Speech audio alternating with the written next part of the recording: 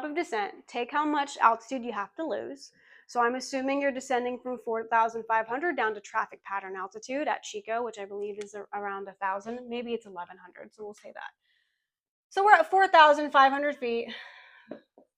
We want to get down, to TPA, which is, I think, 1,100 at Chico. So that is 3,400 feet. You're going to multiply this by 3. It's 10,200. You're going to get rid of those zeros. Make that a decimal. 10.2 miles is when you start your descent. Why do you multiply it by 3? Good question. So you roughly want to descend on a 3-degree glide slope. All that means is you want to descend roughly 300 feet per nautical mile. So I just convert. You could do 3,400 divided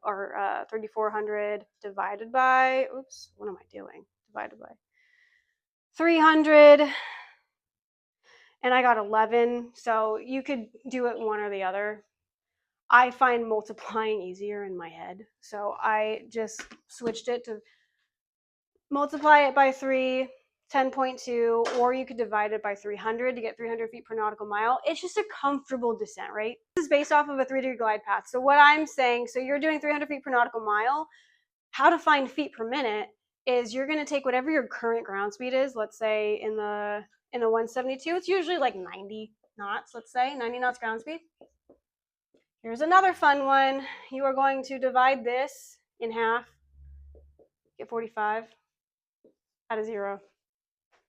450 feet per minute will give you a 3-degree glide path.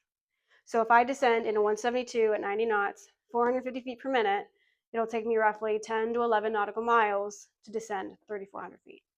It's just a comfortable rate of descent. No one's feeling like pressure in their ears. What we're really trying to get you to do is like a 3-degree glide slope.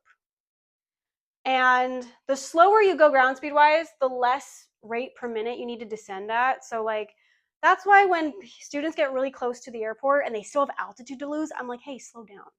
If you slow down, you don't have to descend so quickly to get down. You don't have to get down as quickly because you're not closing that distance that quickly. So again, altitude that you need to lose, multiply it by 3, get rid of the zeros, that's your miles. That's how far out you need to start descending to get down to 1,100 by the time you reach the airport. So what I would also do is I would add a buffer, add like 2 miles to this. So instead of 10, start descending 12 miles out. Because you're just taking into account, like, you're probably not going to hold a perfect 450 feet per minute rate descent the entire time. You don't want to be at TPA when you're at the airport because now you're rushing to do everything else. You want to get there a little early so that you're staying ahead of the plane.